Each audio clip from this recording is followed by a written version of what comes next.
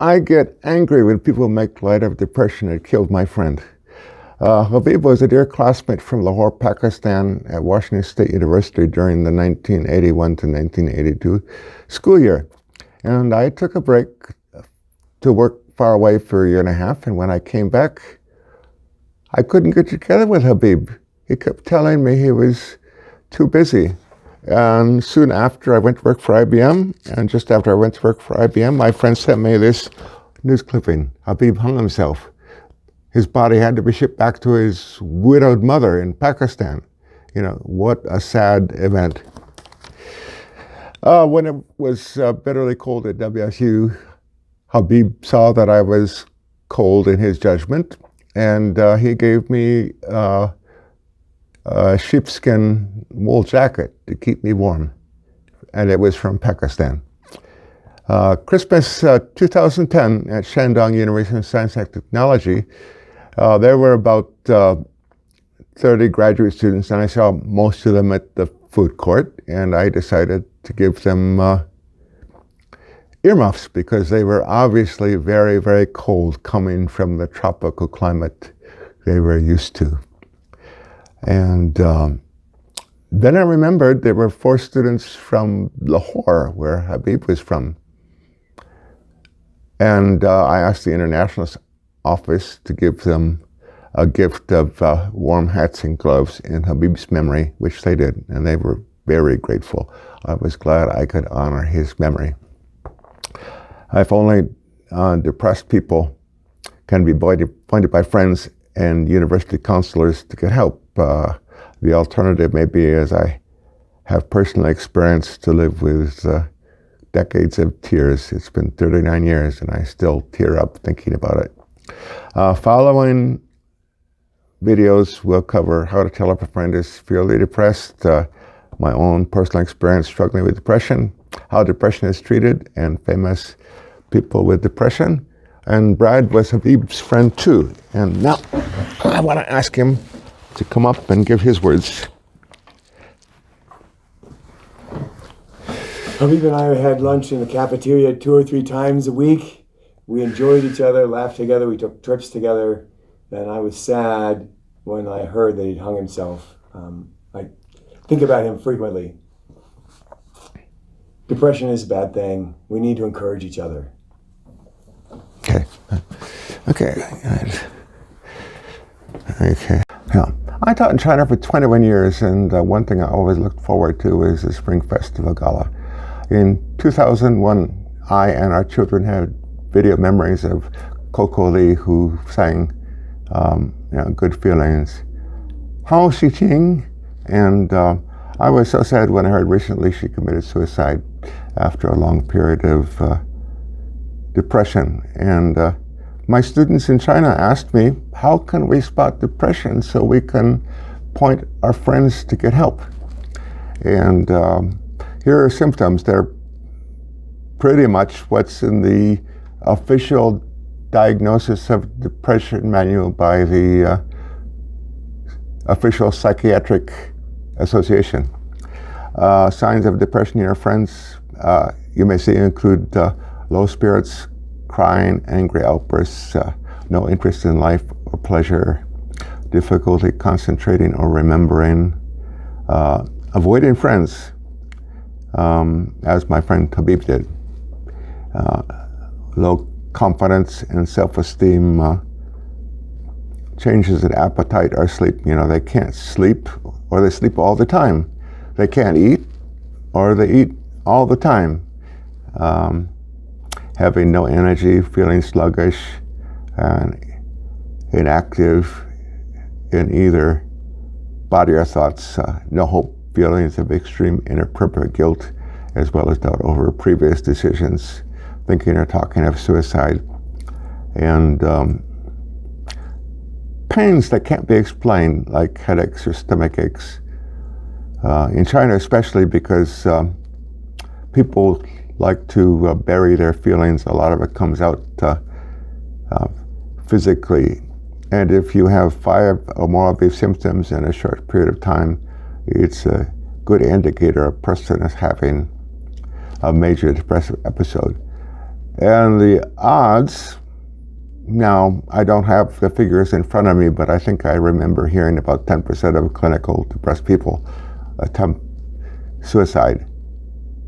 So if you see half of these symptoms, get your friends help. They're in deep trouble. And you wouldn't want to have them kill themselves and you did nothing to get them help. You have regrets the rest of your life. Okay. Okay, when I hear of people who are depressed, I understand because I had a period of severe depression. It's not normal sadness. I worked for IBM for many years in South Florida, and they closed their lab where I always had a window office and moved me from sunny Florida to North Carolina, which is a lot more cloudy, and put me in an office with no windows. Office building, there was not a single window in the building. And when we relocated in January 1995, immediately I felt terrible. And I felt terrible for 3 years. I felt terribly depressed. I felt hopeless to the point of thinking about suicide, but I knew I needed to stay for my dear family. I couldn't think clearly and felt slowed down in everything I did. In early 1996, I realized I needed some help and had this standard treatment, cognitive behavioral therapy, and it helped, but I became depressed again the next winter, and my family MD put me on standard medicines called SSRIs, and I felt better. But I mentioned to my family MD in January 98, I felt fine until I left Florida, and she said, you have seasonal affective disorder, also called winter blues. The severe form is seasonal affective disorder, or SAD. This is a winter depression caused by a lack of sunshine and short days in winter. I saw a specialist, one of only a few in the state, who said, absolutely, your daughter's got it too, it runs in families. And the treatment for most people is using very bright lights called SAD lamps. Now, I also needed to add SSRIs because my case is extremely severe. And with that, I do okay. Especially in Qingdao. Qingdao is pretty nice and sunny. There are places I gone in China which are a lot more cloudy, but Qingdao is sunny. And having gone through severe depression from SAD, I understand people who get depressed because I've been there. And my particular depression had a physical cause, although the majority of depressions are more life circumstances. A trained professional can help diagnose the problem and figure out whether it's purely psychological or physical. I mean, the experts know what to do and how to treat things. So please do all you can to steer those around you to get help for depression. Trained professional counselors are available for help. I know every university I taught in China had some student counseling service available. The alternative maybe is I experienced after my friend's suicide, Habib, decades of tears. Get your friend help. Okay. Okay. Now is a good time to get depressed. There are good treatments that are very effective. I'm going to talk about a victim of the time, maybe 70 years ago, 80 years ago, when there was no good treatment of depression. Minnie Vatran is a hero of China. She's mentioned in the, recognized in the Nanjing Massacre Museum. She was a teacher in China responsible for what's become one of the major universities in China, in Nanjing. A friend of mine, his wife got her PhD at the school. And they told her the Japanese soldiers are approaching. And she said, I can't leave. These are my children. I've got to keep them safe. And she saw so many horrors. In her school, she couldn't go anywhere because if she would leave her school, it was full of women refugees. Japanese soldiers would come in and start raping women. And she saw so many people killed, so many horrors. But she was faithful and saved probably 100,000 lives. in this time in the late 1930s. It's a horrible time. But she had a nervous breakdown, and in 1939 went back to America and killed herself a year later with poison gas from her gas stove. Back then, there was no good treatment for depression. Freud was popular, but Freud's theories have never been shown to work for depression. For depression, the only medical treatments were the brutal brain surgery of lobotomy, insulin shock therapy. There were things that are used today, electroshock therapy, and not very nice, but it did have some effect, although people lost their memories, which is not nice to do, but it does work and is still used in severe cases. But basically, she lived in a time where if you were depressed, there was very little doctors could do to help you. Now it's different. We have very effective treatments.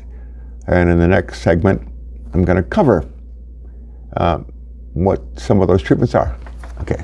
Yeah, now is a good time to be depressed. There are very effective treatments. We're a combination of hardware and software. We have our thoughts and we have our bodies, and they react in very strange ways. So for some people, the treatment of depression may be medicine. For some people, it may be psychological therapy. And for some people, it may be a combination. But we're into the area of evidence-based medicine. Psychiatrists and psychologists to look at what works and prove that it works. Okay, so how is depression treated? There are medicines, and they may not work immediately. They usually take at least a month or so to work, but they do work. Unfortunately, different people react differently, so they have to switch them around and see what works for a particular patient.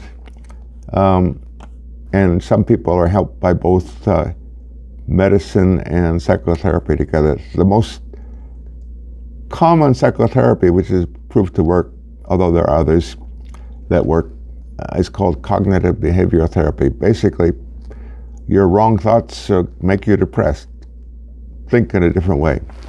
And teach clients to correct things like overgeneralization. Because you failed the exam doesn't mean you'll be a poor person on the street and will never get married. Filtering, only paying attention to minor things while ignoring the big picture. Discounting the positive, only paying attention to bad things. Jumping to conclusions, believing things are true without sufficient evidence. She smiled at me doesn't mean she's planning the wedding already. And mind reading. You cannot know what somebody else is thinking. I do not believe in extrasensory perception. I do not think we have telepathy. We may think we know what somebody is thinking, but unless we're talking about ourselves, we don't. Predictive thinking, we don't know for certain what will happen. You feel like you're in love. That doesn't mean you marry the girl or she's in love with you. Or you fought. That doesn't mean you'll never marry her. You just don't know. Life is complicated. And predictive thinking, we don't know for certain what will happen. You aced the test doesn't mean you'll be a Nobel Prize winner.